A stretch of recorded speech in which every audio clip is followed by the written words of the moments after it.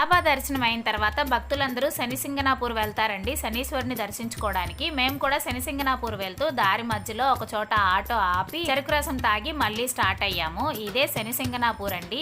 ఈ శనిసింగనాపూర్ గురించి తెలుసుకోవాలి అంటే పూర్వంలో ఒక గొర్రెల కాపరి చువ్వతో రాతిని తాకగానే అక్కడ రక్తం స్రవిస్తుందని, అక్కడున్న నివాసులందరూ భయాందోళన చెందుతూ ఉండగా రాత్రి నిద్రించే సమయంలో ఒక గొర్రెల కాపరికి శనీశ్వరుడు ప్రత్యక్షమై తానే స్వయంభుగా వెలిసానని చెప్తాడంట.